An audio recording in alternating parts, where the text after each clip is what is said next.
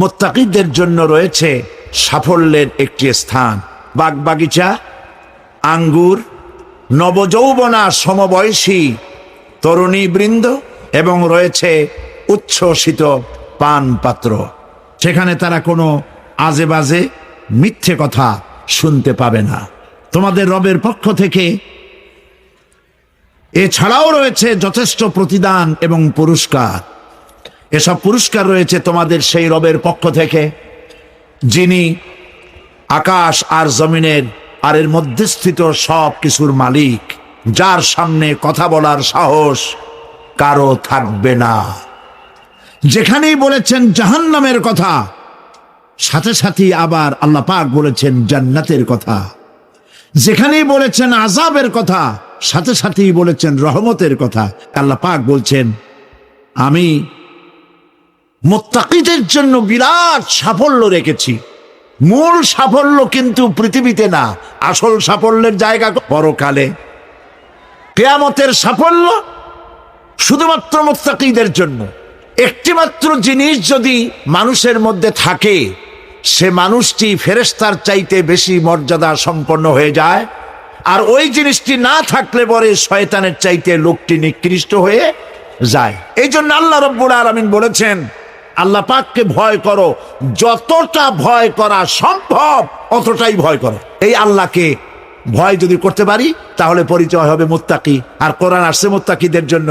ইবাদত করলে পরে তাকওয়ার সৃষ্টি হবে, রোজা রাখলে পরে তাকওয়ার সৃষ্টি হবে। আল্লাহকে ভয় করাটার নামই হলো তাকওয়া। এই তাকওয়া যারা করবে, আল্লাহরে ভয় করবে, সেই বান্দাদের জন্য আল্লাহ পাক বলছেন এই মুত্তাকিদের জন্যই রয়েছে বিরাট সাফল্য কিয়ামতের দিন। সুবহানাল্লাহ। আল্লাহ পাক এদেরকে জান্নাত দিবেন। কি দিবেন বলেন? এমন এক জান্নাত দিবেন, আল্লাহ পাক বলেন প্রতিযোগিতা করো আল্লাহর মাগফিরাত কামনার জন্য আর জান্নাতে যাওয়ার জন্য প্রতিযোগিতা করো। আল্লাহর রহমত পাওয়ার জন্যে সৎ কাজের প্রতিযোগিতা করো, তাহলে আল্লাহ রাব্বুল আলামিন তোমাদেরকে ক্ষমা করবেন আর তোমাদের জন্য এমন জান্নাত দিবেন যেই জান্নাত আকাশের বিশালতার জমিনের বিশালতার মতো। এ বিরাট জান্নাত তোমাদেরকে দিবে। এই জান্নাত চিরস্থায়ী সুখ এবং শান্তি জায়গা হবে।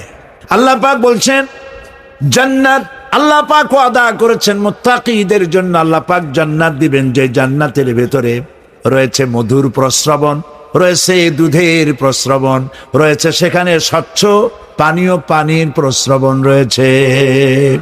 এই সুন্দর জান্নাত, ঝর্ণা ধারা আল্লাহ পাক সৃষ্টি করেছেন, বাগ বাগিচা দিয়ে ভরে রেখেছেন জান্নাত। সেই জান্নাত হবে এয়ার কন্ডিশন, রৌদ্রের তাপ হবে না সেখানে, রৌদ্রের খরতাপ হবে না সেখানে, ঠান্ডার প্রচন্ডতা থাকবে না। কিরকম হবে জায়গাটা? আল্লাহ পাক এমন জান্নাত রেখেছেন, সেই আল্লাহ পাক সেই জান্নাতের ভিতরে জান্নাতীরা ঠেস লাগায়া মুখোমুখি অবস্থায় তারা সেখানে বসবে, আর জান্নাতীদের মনের মধ্যে কোনো দুঃখ থাকবে না, পেরেশানি থাকবে না। পৃথিবীতে মানুষের দুঃখ থাকে, পেরেশানি থাকে, সেখানে কোনো দুঃখ আর পেরেশানি থাকবে না। সেই জায়গাটা হবে শীতাতপ নিয়ন্ত্রিত, না শীত না গরম, চির বসন্ত বিরাজ করবে। জান্নাতীরা সেখানে থাকবে। এই সুন্দর জান্নাত আল্লাহ পাক রেখেছেন মুত্তাকিদের জন্য। সুবহানাল্লাহ। কাফেরদের জন্য জান্নাত হবে, জাহান্নাম হবে চিরকাল। খালিদিনা ফিহা আবাদান, চিরকাল কাফেররা জাহান্নামে থাকবে। সর্বশেষ যে ব্যক্তি জাহান্নাম থেকে মুক্তি লাভ করবে তাকে আল্লাহ পাক বলবেন, ফেরেশতাদেরকে বলবেন, ও আমার ফেরেশতারা, আমার এই বান্দাকে জান্নাত এবং জাহান্নামের মাঝখানে রেখে দাও। জান্নাত এবং জাহান্নামের মাঝখানে লোকটি যখন থাকার জায়গা পাবে, সে জান্নাতের দিকে তাকায়া দেখবে আর কাঁদতে থাকবে। আল্লাহ পাক জিজ্ঞেস করবেন, বান্দারে যুগের পর যুগ ধরে জাহান্নামে কেঁদেছ, আমি রব্বুল আলামিন জাহান্নাম মাফ করে দিয়া জান্নাত জাহান্নামের মাঝখানে রেখে দিয়েছি, আযাব থেকে তো বেঁচে গেছো, এখন কান্দো কেন? লোকটি বলবে, রব্বুল আলামিন কান্দি এই কারণে, জাহান্নাম থেকে মাফ করেছো, তোমার শুকরিয়া আদায় করি। জান্নাত তো আমার কপালে নাই, কিসমতে নাই, কিন্তু জান্নাত আমি এখান থেকে দেখতে পাচ্ছি। জান্নাতের সুঘ্রাণ আমার নাকে আসতেছে, কপালে নাই যাওয়ার। আমি কাঁদি এই জন্য, তুমি যদি মেহেরবানি করে আমাকে জান্নাতের দরজার কাছে একটু দাঁড় করায় দিতা, প্রাণ ভরে তোমার জান্নাতের দৃশ্যটা একটু দেখতাম। আল্লাহ পাক তার আরজি পূরণ করবেন, বলবেন যাও ফেরেশতাদের বলবেন এর জান্নাতের দরজার কাছে দাঁড় করায় দাও। জান্নাতের দরজার কাছে দাঁড়িয়ে লোকটি আবার কান্না শুরু করবে। আল্লাহ পাক প্রশ্ন করবেন, এবার কান্দো কেন? লোকটি বলবে, রব্বুল আলামিন, কান্দি এই কারণে, জান্নাতের এই দরজায় দাঁড়ায়া জান্নাতের অফুরন্ত নেয়ামত কিছুই ভালো করে দেখা যায় না, শুধু অল্প জায়গা দেখি। যদি তুমি আমারে দয়া করে জান্নাতের মাঝখানে দাঁড় করায় দিতা, চতুর্দিকে তাকায়া তাকায়া দেখা কলিজারে ঠান্ডা বানাইতাম।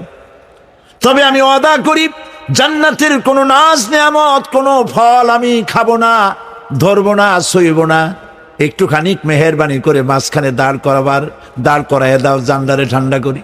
আল্লাহ রব্বুল আলামিন ফেরেশতাদের বলবেন, আমার এই বান্দারে জান্নাতের মাঝখানে দাঁড় করাইয়া দে। আল্লাহর নবী বলেন, জান্নাতের মাঝখানে দাঁড়িয়ে লোকটি আগের চাইতে আরো জোরে চিৎকার মেরে কাঁদতে থাকবে। আল্লাহ পাক বলবেন, বান্দারে কি হলো তোর? দরজার কাছে আসতে চাইছি রে, আইনা দিলাম। আবার এবার মাঝখানে আসতে চাইছো, তাও এনে দিয়েছি, আবার কান্দো কেন?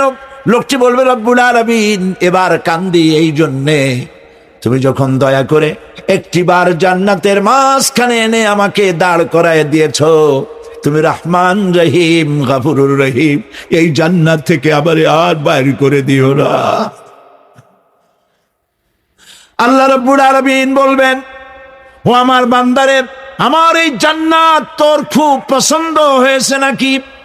লোকটি বলবে, রব্বুল আলামিন, কলিজা ঠান্ডা হয়ে গেছে, ভাবতেও পারি না এই জান্নাত এত সুন্দর। আল্লাহ পাক বলবেন, বান্দারে, এরকম একটি নয়, দুইটা নয়, তোর জন্য আমি 10টা জান্নাত এরকম রিজার্ভ করে রাখছি। সুবহানাল্লাহ। আল্লাহ পাককে ভয় করে পৃথিবীর সমস্ত পাপ থেকে যারা নিজেকে রক্ষা করবে, আল্লাহ তাদের জন্য এই জান্নাত রেখে দিয়েছেন। সুবহানাল্লাহ। সেই জান্নাতের রিসিপশন আপনারা আন্দাজ করতে পারবেন না, রিসিপশন কারে কয়। কি এর প্রধানমন্ত্রী আর প্রেসিডেন্ট, 4-5টা পুলিশ আর আর্মি আসে একটা ফট করে সেলুট মারলো, বা শেষ হয়ে গেল, এরকম না। জান্নাতীদেরকে রিসিপশন দেওয়া হবে। জান্নাতীরা যখন আল্লাহর হুকুমে জান্নাতের দিকে যেতে লাগবে, আর যখন জান্নাতের কাছে চলে যাবে, আল্লাহ রাব্বুল আলামিন শোনায় দিচ্ছেন না, জান্নাতীরা যখন জান্নাতে প্রবেশ করার দরজার মুখোমুখি হবে, দ্বার রক্ষীগণ তখন বলবে, সালামুন আলাইকুম, আল্লাহর শান্তি তোমাদের উপরে বর্ষিত হোক। সুবহানাল্লাহ। দুনিয়ার টাটকা টাটকা সুখগুলি 2 পা দিয়ে ঠেলে দিয়েছো, টাটকা সুখগুলি গ্রহণ করো নাই, হারাম খাও নাই, আল্লাহর দ্বীন কায়েমের জন্য রক্ত দিয়েছো, জীবন দিয়েছো, কষ্ট করেছো, আল্লাহকে ভয় করেছো। আমাদের সালাম গ্রহণ করো, জান্নাতের মধ্যে ঢুকে যাও চিরকালের জন্য। সুবহানাল্লাহ। আর বাইর হওয়া লাগবে না, চিরকাল এই জান্নাতের মধ্যে তোমরা বসবাস করতে পারবে, আল্লাহ রাব্বুল আলামিনের ফেরেশতারা বলে দিবেন। জান্নাতের মধ্যে আল্লাহ পাক হুরদের সঙ্গে জান্নাতীদের বিয়ের ব্যবস্থা করে দিবেন। সামনাসামনি ভাবে সাজানো সারি সারি আসন সমূহের উপর তারা ঠেস লাগায় বসে থাকবে, আর আল্লাহ রাব্বুল আলামিন হুরদের সাথে জান্নাতীদের বিয়ের ব্যবস্থা করে দিবে। যেসব হুরের সঙ্গে বিয়ে হবে তাদের আল্লাহ পাক বিবরণ দিচ্ছেন কি রকম হবে তারা। এর পূর্বে জিন এবং ইনসান এদেরকে কেউ স্পর্শ করে নাই। কিরকম তারা? এমন ঝিনুকের ভিতরে মণিমুক্তা থাকে, এইভাবে আল্লাহ পাক তাদেরকে পবিত্র করে রেখে দিয়েছেন। আমার প্রিয় ভাইরা, আল্লাহ রাব্বুল আলামিন কোরআনে কারীমের ভিতরে বলেছেন, জান্নাত দান করে আল্লাহ পাক এবার জান্নাতীদেরকে সম্বোধন করে বলবেন, হে আমার বান্দারা, লা খাউফুন আলাইকুমুল ইয়াউম, আজ আর কোনো ভয় নাই, সুবহানাল্লাহ। আজ আর কোনো ভয় নাই, কোনো চিন্তাও নাই, আরামে এই জান্নাতের মধ্যে বসবাস করো।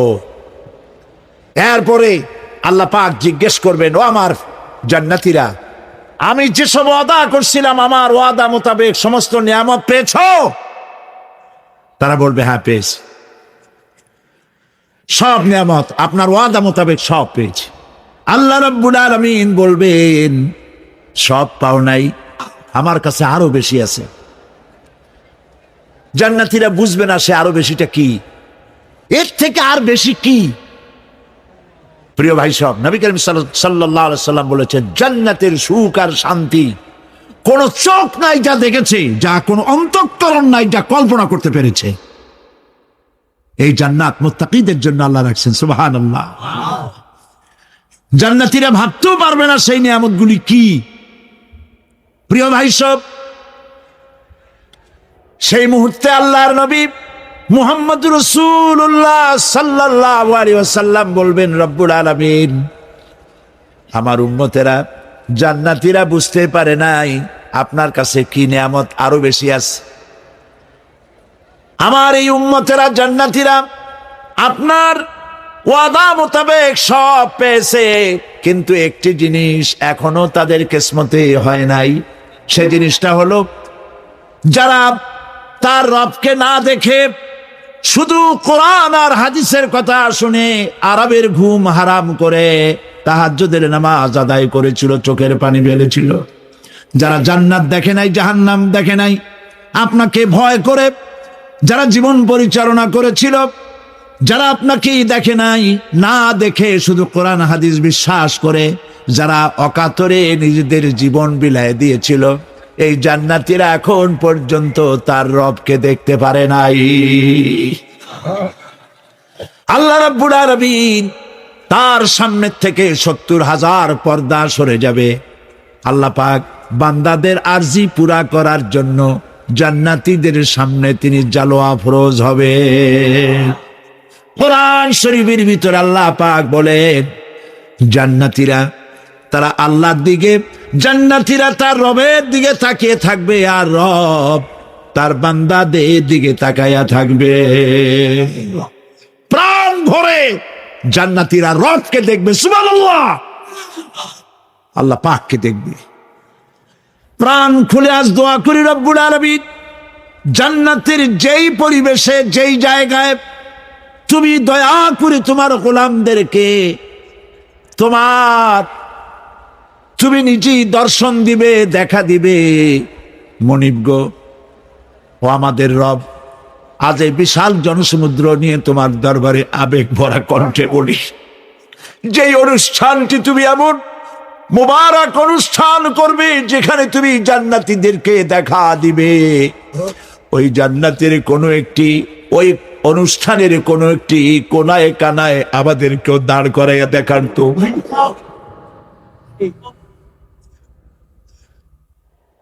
ভাই সব, আল্লাহ রাব্বুল আলামিন মানুষের সামনে এত সব নিয়ামত রেখেছেন, এই জান্নাত দান করবেন। এরপরে আল্লাহ রাব্বুল আলামিন কোরআনে কারীমের মধ্যে বলেছেন, রব্বিস সামাওয়াতি ওয়াল আরদি ওয়া মা বাইনাহুমার রাহমানি লা ইয়ামলিকুনা মিনহু খিতাবা। এসব পুরস্কার রয়েছে তোমাদের সেই রবের পক্ষ থেকে যিনি আকাশ আর জমিনের মালিক। সুবহানাল্লাহ বলবেন না? যার সামনে কথা বলার ক্ষমতা কারো হবে না। এটি একটি মারাত্মক কথা। কিয়ামতের দিন আল্লাহর দরবারে কেউ কথা বলতে পারবে না আল্লাহর নির্দেশ ছাড়া। একটি আকীদা পরিষ্কার করে নিয়ে যান আপনাদের, সে আকীদাটা এভাবে পরিষ্কার করুন, কোন পীর সাহেব, কোন খাজা বাবা, কোন মাওলানা, কোন মুহাদ্দিস, কোন বুজুর্গ আপনাকে সুপারিশ করতে পারবে না যদি না আল্লাহ পাক তাকে কথা বলার তৌফিক না দেন। মনে থাকবে এটা। আয়াতুল কুরসির ভিতরে আমরা পড়ি, আল্লাহর অর্ডার ছাড়া, হুকুম ছাড়া আল্লাহর সামনে কথা বলার সেদিন কেউ থাকবে না। সুবহানাল্লাহ। কেউ কথা বলতে পারবে না। সুপারিশ করতে হবে, আল্লাহ যারে বলেন তুমি করো, অমুকের জন্য করো, সেই ব্যক্তি শুধু তার জন্যই করতে পারবে, আর কেউ কথা বলতে পারবে না। সেই কঠিন হাসরের ময়দান, যেদিন শুধুমাত্র আল্লাহ পাক কথা বলবেন, আর যারে বলতে বলবেন সেই কেবলমাত্র বলতে পারবে। সুপারিশ এটি আল্লাহ পাক কিয়ামতে পারমিশন দিলে বলা যাবে। হযরত ইব্রাহিম আলাইহিস সালাম কিয়ামতের দিন তার নিজের পিতা সম্পর্কে সুপারিশ করবেন, রব্বুল আলামিন আমার আব্বার জন্য সুপারিশ করতেছি, মেহেরবানি করে জাহান্নাম থেকে তারে আপনি রক্ষা করুন। আল্লাহ রব্বুল আলামিন বলবেন, ইব্রাহিম তোমার সুপারিশ মঞ্জুর হবে না। প্রিয় ভাই সব, একটু মাথা খাটান, চিন্তা করেন। উলুল আযম পয়গম্বর, জাতির পিতা। কে জাতির পিতা? চিল্লায় বলুন, কলিজা সাফ করে ফেলুন। মুসলমানদের জাতির পিতা হাফিজ আমি কেউ হতে পারে না।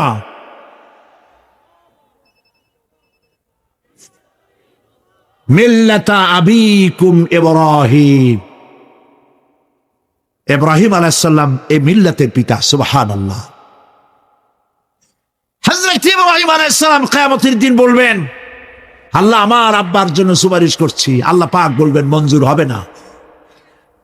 আজর তোমার পিতা হতে পারে, কিন্তু আমার খলিলকে আগুনে ফেলার জন্য নমরুদকে সে সহযোগিতা করেছে, আমি তোমার পিতাকে ক্ষমা করব না। নবী করিম সাল্লাল্লাহু আলাইহি সাল্লামকে সাহাবায়ে কেরাম জিজ্ঞেস করেছেন, হে রাসূল আপনার আব্বা এবং আম্মার অবস্থা কি হবে? নবী করিম সাল্লাল্লাহু আলাইহি সাল্লাম কেঁদে ফেলেছেন, সাফ বলেছেন আমি তাদের কোনো উপকারে আসব না। আল্লাহু আকবার। আপনি মনে করছেন নাকি যে ইয়া নবী সালাম আলাইকা বলি অমনি নবী সুপারিশ পাবেন? এত সহজ। কতগুলা রসগোল্লা খাইলেন আর বড় একটা মিছিল করলেন আর অমনি চলে যাবেন? পৃথিবীর সব মানুষ, সাহাবায়ে কেরাম বাদ দেন, পৃথিবীর সমস্ত মানুষ একত্রিত হয়ে আবু তালেব রাসূলুল্লাহকে যে ভালোবেসেছেন, ওর 1000 ভাগের 1 ভাগও সারা দুনিয়ার মানুষ রাসূলুল্লাহকেই ভালোবাসতে পারবে? পারবে? নিজের ছেলে আলীকে, আলী রাদিয়াল্লাহু তাআলা আনহুকে আলাদায় বিছানায় শোয়াইয়া, ছোট্ট মানুষ হযরত আলী আলাদা জায়গায় রাখিয়া মুহাম্মদুর রাসূলুল্লাহ সাল্লাল্লাহু আলাইহি ওয়াসাল্লাম এতিম মানুষ তারে কলিজার সাথে বুকের মধ্যে আশ্রয় দিয়ে আগলে রেখেছেন বুক করে। সেই আবু তালেব মৃত্যুর সময় নবী করিম সাল্লাল্লাহু আলাইহি ওয়াসাল্লাম বলেছিলেন, চাচা একটি বার আমার কানে তাওহীদের কালেমা শোনায় দেন। আবু তালেব তার কিসমতে ছিল না কালেমা। মরে যাওয়ার পর একজন সাহাবী বলেছিলেন, ইয়া রাসূলুল্লাহ মৃত্যুর সময় আবু তালেবের মুখ আমি নড়তে দেখেছি, তিনি কালেমা পড়েছেন সম্ভবত। রাসূলুল্লাহ সাহেব বলেছেন আমি শুনি নাই।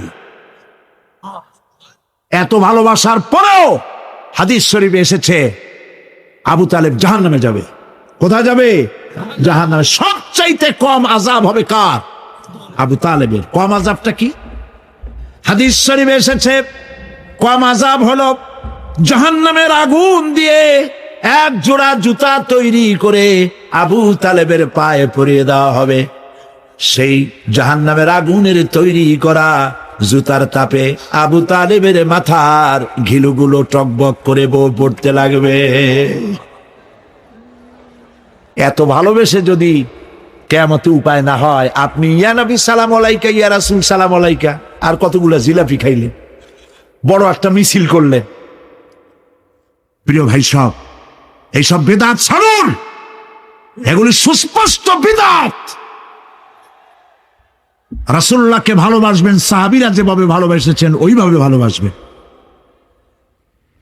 আল্লাহ রাব্বুল আলামিন বলেন এই দিনটি অবশ্যই আসবে, সেদিনটি নিশ্চিতভাবে আসবে। আর এখন যার ইচ্ছা সে তার রবের দিকে অগ্রসর হোক।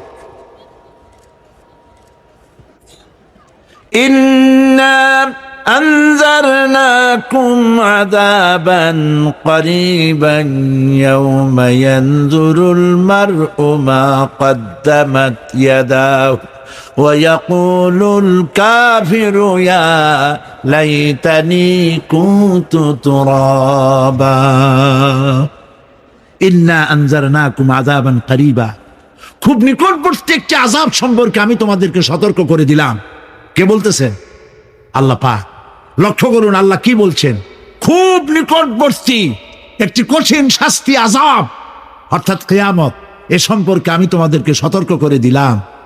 ইয়াউমা ইয়ানজুরুল মার'উ মা কদ্দামাত ইয়াদা, সেদিন প্রত্যেকটি লোক যা সে পাঠিয়ে দিয়েছিল এখানে অর্থাৎ যা করেছিল সেগুলি সে দেখতে পাবে।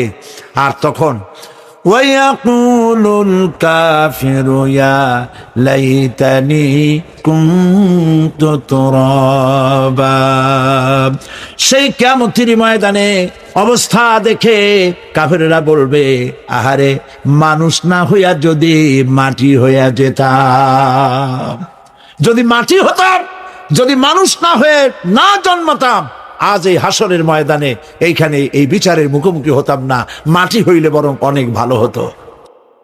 এই পৃথিবীতে আমরা এসেছি, চলে যাব, যাওয়ার আগে এই কোরআন একটি বিশাল জনগোষ্ঠী এমন বানাতে চেয়েছে যে জনগোষ্ঠী এই কোরআন দিয়ে একটি বিশাল সমাজ গড়বে, রাষ্ট্র গড়বে, এমন রাষ্ট্র গড়বে যেই রাষ্ট্রে দুঃখ থাকবে না, অশান্তি থাকবে না, যেখানে সুখ থাকবে, সমৃদ্ধি থাকবে, আর কিয়ামতের দিন আল্লাহর জান্নাতে তারা চলে যাবে।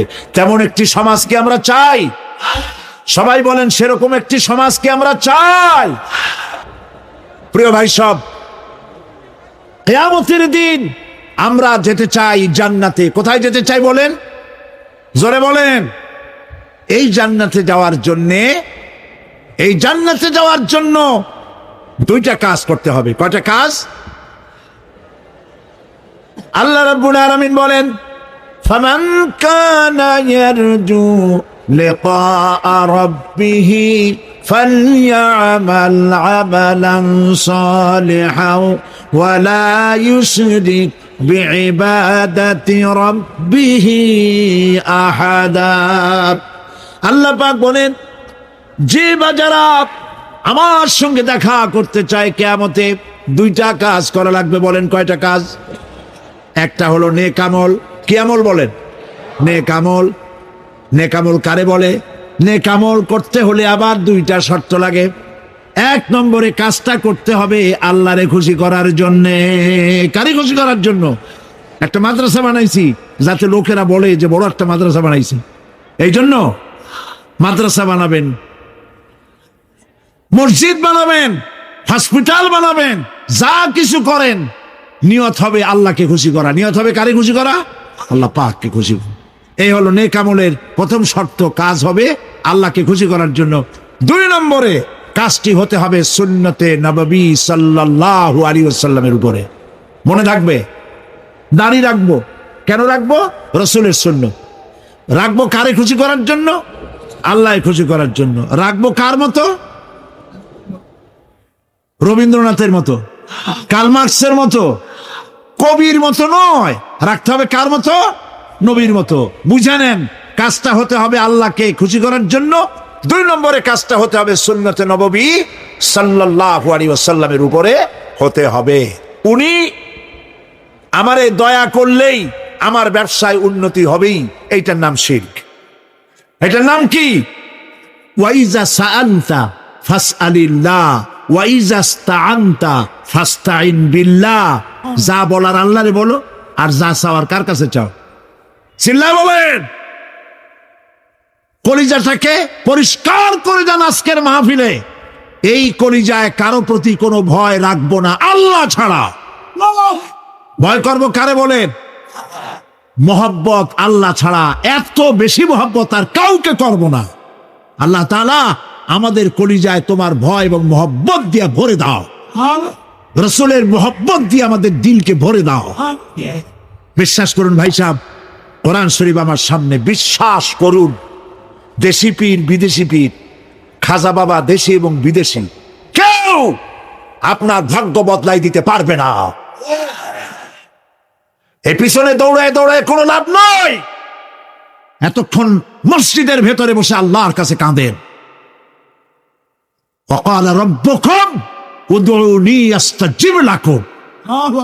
তোমার রব বলেছে আমারে ডাকো, আমি ডাকের সাড়া দিয়ে দেব। সুবহানাল্লাহ। আর আল্লাহ বলেছেন আমার ইবাদতের সাথে কাউকে শরীক করবে না। খবরদার। আলাইসাল্লাহু বিকাফিন আবদা। আল্লাহ প্রশ্ন করছেন আলাইসাল্লাহু বিকাফিন আবদা, আমি কি আমার বান্দার জন্য যথেষ্ট নই? চিল্লায় বলুন অবশ্যই যথেষ্ট।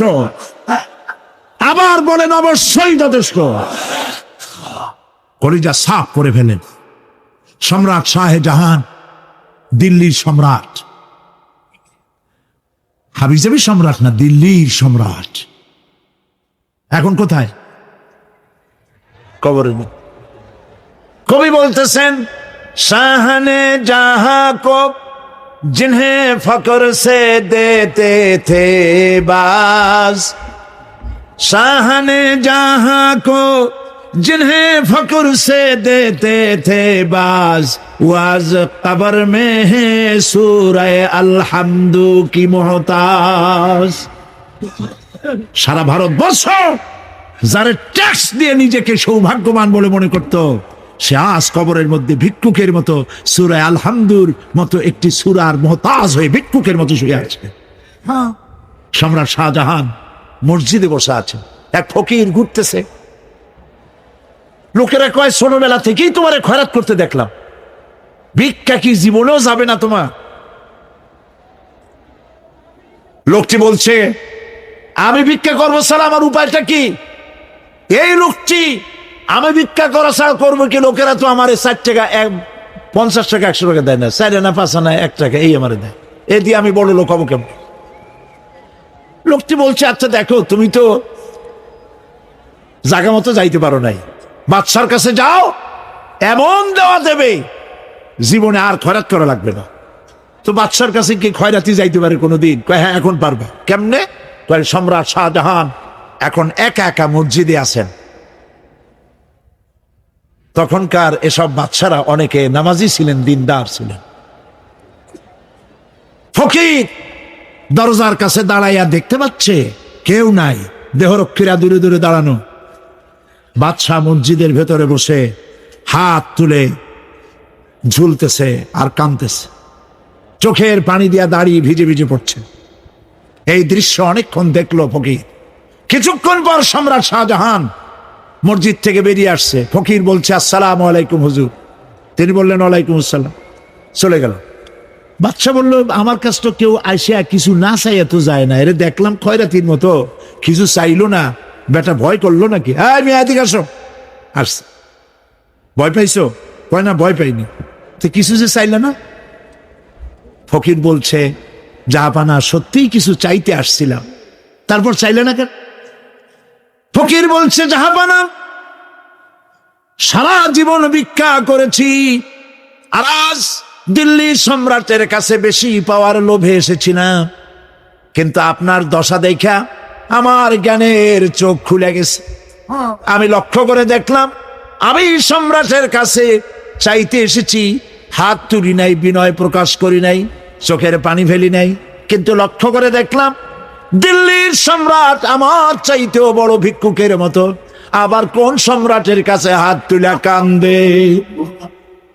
আমার জ্ঞানের চোখ খুলে গিয়েছে, আমি বুঝতে পেরেছি সম্রাট কান্দে যেই সম্রাটের কাছে, তারে ছাড়া আর কারো কাছে জীবনে চাইব না। এই কথাই সূরা ফাতিহায় প্রত্যেক দিন পড়ি, বুঝি না কি পড়ি। ইয়াকা না'বুদু ওয়া ইয়াকা নাস্তাঈন। আয় আল্লাহ, একমাত্র তোমার গোলামি করি আর তোমার কাছে সাহায্য চাই, তুমি ছাড়া কারো কাছে সাহায্য চাই না। কলিজা সাফ করুন।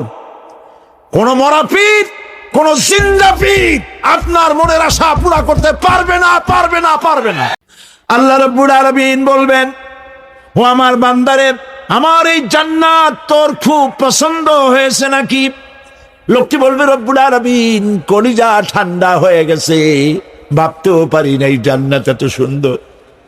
আল্লাহ পাক বলবেন, বান্দারে, এরকম একটি নয়, দুইটা নয়, তোর জন্য আমি 10টা জান্নাতে এরকম রিজার্ভ করে রাখছি। সুবহানাল্লাহ। আল্লাহ পাককে ভয় করে পৃথিবীর সমস্ত পাপ থেকে যারা নিজেকে রক্ষা করবে, আল্লাহ তাদের জন্য এই জান্নাত রেখে দিয়েছেন। সুবহানাল্লাহ। সেই জান্নাতের রিসিপশন আপনারা আন্দাজ করতে পারবেন না। রিসিপশন কারে কয়? কি আর প্রধানমন্ত্রী আর প্রেসিডেন্ট, 4-5টা পুলিশ আর আর্মি আসে একটা ফট করে সেলুট মারলো, বাস শেষ হয়ে গেল, এরকম না।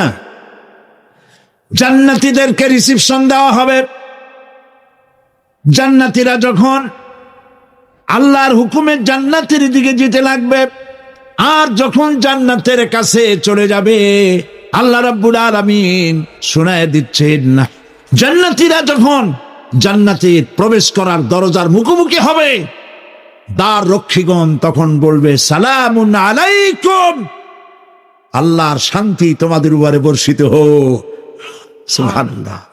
দুনিয়ার টাটকা সুখগুলি 2 পা দিয়ে ঠেলে দিয়েছ, টাটকা সুখগুলি গ্রহণ করো নাই, হারাম খাও নাই, আল্লাহর দ্বীন কায়েমের জন্য রক্ত দিয়েছো, জীবন দিয়েছো, কষ্ট করেছো, আল্লাহকে ভয় করেছো।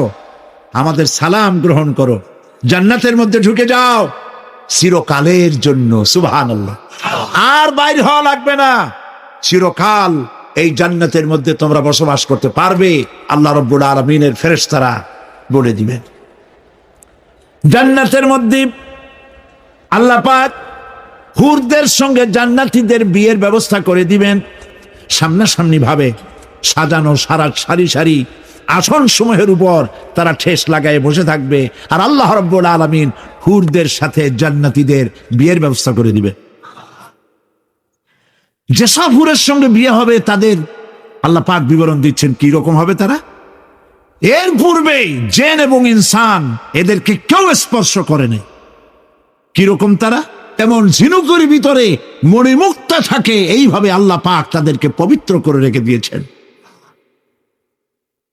আমার প্রিয় ভাইয়েরা, আল্লাহ রাব্বুল আলামিন কোরআনে কারীমের ভিতরে বলেছেন, জান্নাত দান করে আল্লাহ পাক এবার জান্নাতীদেরকে সম্বোধন করে বলবেন, হে আমার বান্দারা, লা খাউফুন আলাইকুমুল ইয়াউম, আজ আর কোনো ভয় নাই। সুবহানাল্লাহ।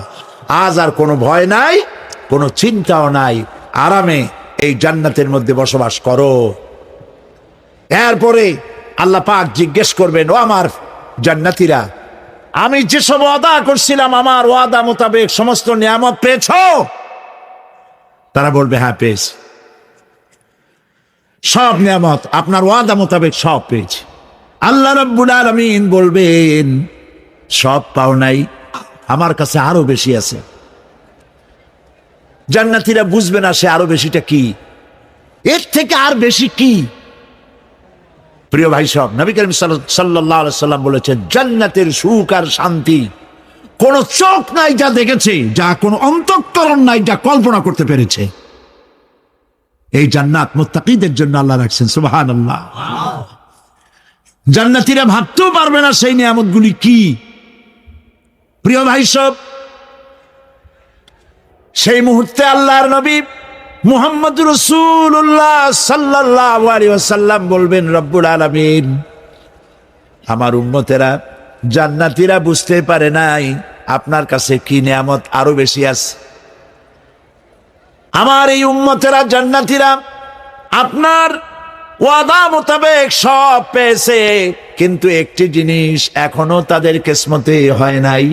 সে জিনিসটা হলো, যারা তার রবকে না দেখে শুধু কোরআন আর হাদিসের কথা শুনে আরবের ঘুম হারাম করে তাহাজ্জুদের নামাজ আদায় করেছিল, চোখের পানি ফেলেছিল, যারা জান্নাত দেখে নাই, জাহান্নাম দেখে নাই, আপনাকে ভয় করে যারা জীবন পরিচালনা করেছিল, যারা আপনাকেই দেখে নাই, না দেখে শুধু কোরআন হাদিস বিশ্বাস করে যারা অকাতরে নিজেদের জীবন বিলায় দিয়েছিল, এই জান্নাতীরা এখন পর্যন্ত তার রবকে দেখতে পারে নাই। আল্লাহ রাব্বুল আলামিন তার সামনে থেকে 70,000 পর্দা সরে যাবে। আল্লাহ পাক বান্দাদের আরজি পুরা করার জন্য জান্নাতীদের সামনে তিনি জালোয়া ফরোজ হবে। কোরআন শরীফের ভিতর আল্লাহ পাক বলেন, জান্নাতীরা তারা আল্লাহর দিকে, জান্নাতীরা তার রবের দিকে তাকিয়ে থাকবে, আর রব তার বান্দাদের দিকে তাকায়া থাকবে। প্রাণ ভরে জান্নাতীরা রবকে দেখবে, সুবহানাল্লাহ, আল্লাহ পাককে দেখবে। প্রাণ খুলে আজ দোয়া করি রব্বুল আলামিন, জান্নাতের যেই পরিবেশে, যেই জায়গায় তুমি দয়া করে তোমার গোলামদেরকে তুমি নিজেই দর্শন দিবে, দেখা দিবে।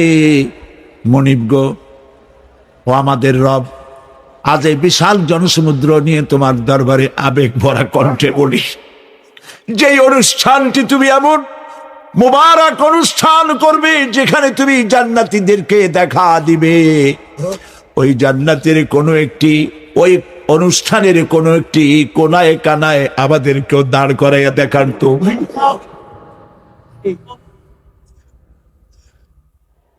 ভাই সব, আল্লাহ রাব্বুল আলামিন মানুষের সামনে এত সব নিয়ামত রেখেছেন, এই জান্নাত দান করবেন। এরপরে আল্লাহ রাব্বুল আলামিন কোরআনে কারীমের মধ্যে বলেছেন, রব্বিস সামাওয়াতি ওয়াল আরদি ওয়া মা বাইনাহুমার রাহমানি লা ইয়ামলিকুনা মিনহু খিতাবা। এসব পুরস্কার রয়েছে তোমাদের সেই রবের পক্ষ থেকে যিনি আকাশ আর জমিনের মালিক। সুবহানাল্লাহ বলবেন না? যার সামনে কথা বলার ক্ষমতা কারো হবে না। এটি একটি মারাত্মক কথা। কিয়ামতের দিন আল্লাহর দরবারে কেউ কথা বলতে পারবে না আল্লাহর নির্দেশ ছাড়া। একটি আকীদা পরিষ্কার করে নিয়ে যান আপনাদের, সে আকীদাটা এভাবে পরিষ্কার করুন, কোন পীর সাহেব, কোন খাজা বাবা, কোন মাওলানা, কোন মুহাদ্দিস, কোন বুজুর্গ আপনাকে সুপারিশ করতে পারবে না যদি না আল্লাহ পাক তাকে কথা বলার তৌফিক না দেন। মনে থাকবে এটা। আয়াতুল কুরসির ভিতরে আমরা পড়ি, আল্লাহর অর্ডার ছাড়া, হুকুম ছাড়া আল্লাহর সামনে কথা বলার সেদিন কেউ থাকবে না। সুবহানাল্লাহ, কেউ কথা বলতে পারবে না। সুপারিশ করতে হবে, আল্লাহ যারে বলেন তুমি করো, অমুকের জন্য করো, সেই ব্যক্তি শুধু তার জন্যই করতে পারবে, আর কেউ কথা বলতে পারবে না। সেই কঠিন হাসরের ময়দান,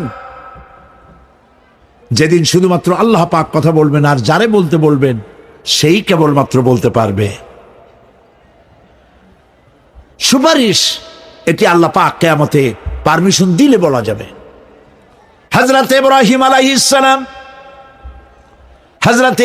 আলাইহিস সালাম কিয়ামতের দিন তার নিজের পিতা সম্পর্কে সুপারিশ করবেন, রব্বুল আলামিন আমার আব্বার জন্য সুপারিশ করতেছি, মেহেরবানি করে জাহান্নাম থেকে তারে আপনি রক্ষা করুন।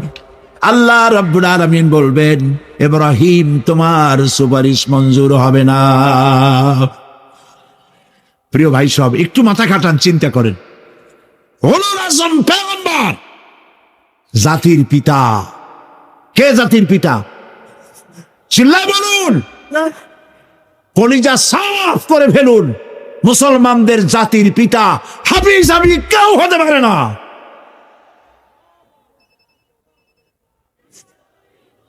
মিল্লাতা আবিকুম ইব্রাহিম, ইব্রাহিম আলাইহিস সালাম এই মিল্লাতের পিতা। সুবহানাল্লাহ।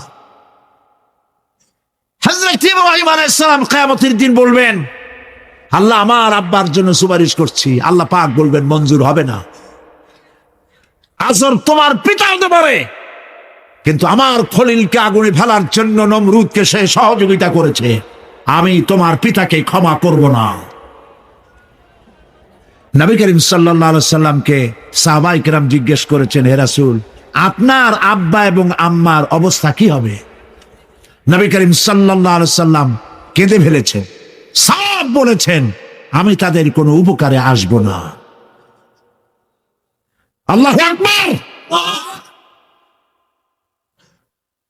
আপনি মনে করছেন নাকি যে ইয়া নবী সালাম আলাইকা বলি অমনি নবী সুপারিশ পাবেন? এত সহজ। কতগুলা রসগোল্লা খাইলেন আর বড় একটা মিছিল করলেন আর অমনি চলে যাবেন? পৃথিবীর সব মানুষ, সাহাবায়ে কেরাম বাদ দেন, পৃথিবীর সমস্ত মানুষ একত্রিত হয়ে আবু তালেব রাসূলুল্লাহকে যে ভালোবেসেছেন, ওর 1000 ভাগের 1 ভাগও সারা দুনিয়ার মানুষ রাসূলুল্লাহকেই ভালোবাসতে পারবে? পারবে? নিজের ছেলে আলীকে, আলী রাদিয়াল্লাহু তাআলা আনহুকে আলাদায় বিছানায় শোয়াইয়া, ছোট্ট মানুষ হযরত আলী আলাদা জায়গায় রাখিয়া মুহাম্মদুর রাসূলুল্লাহ সাল্লাল্লাহু আলাইহি ওয়াসাল্লাম এতিম মানুষ, তারে কলিজার সাথে বুকের মধ্যে আশ্রয় দিয়ে আগলে রেখেছেন বুক ভরে।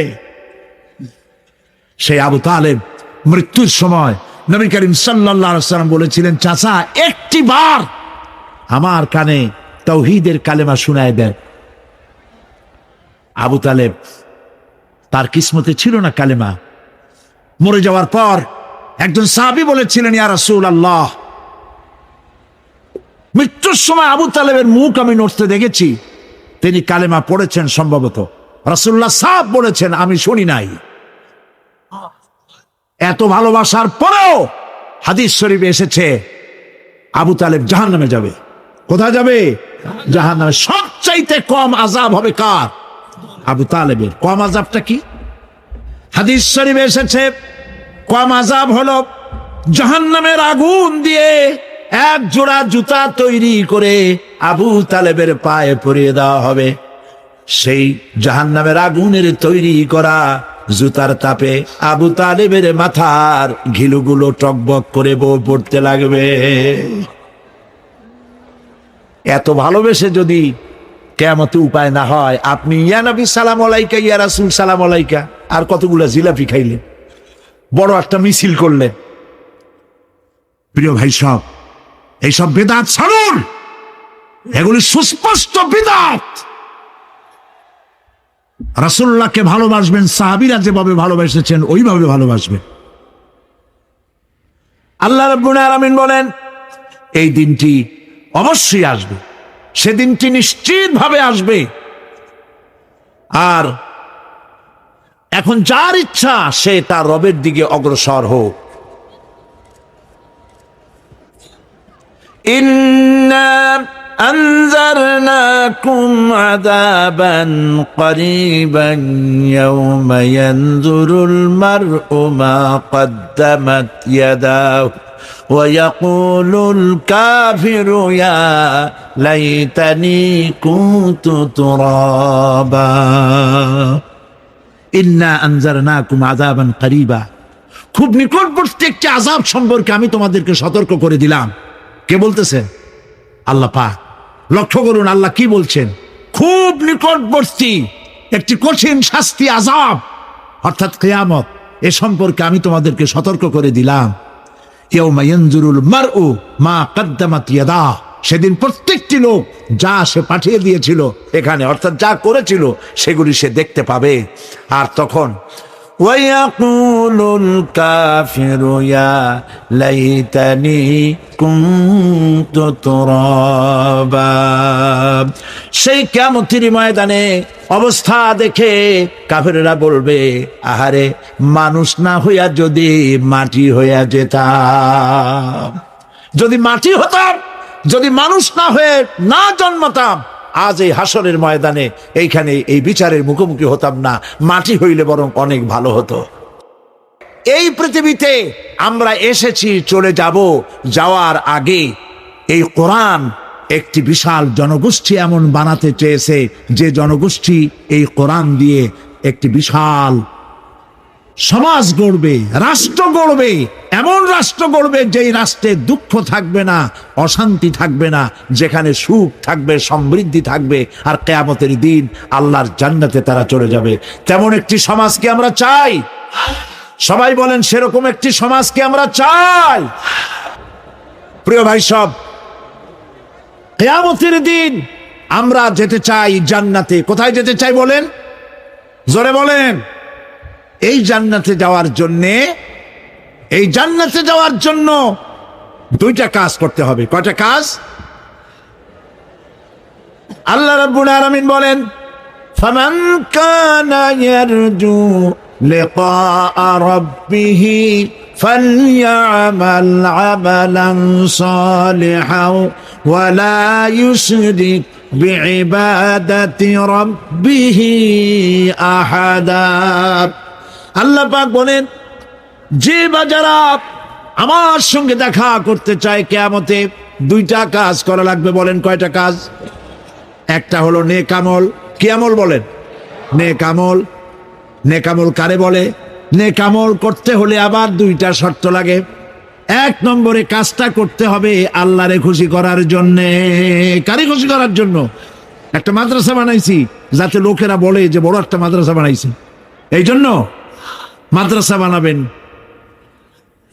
মসজিদ বানাবেন, হসপিটাল বানাবেন, যা কিছু করেন নিয়ত হবে আল্লাহকে খুশি করা। নিয়ত হবে কারে খুশি করা?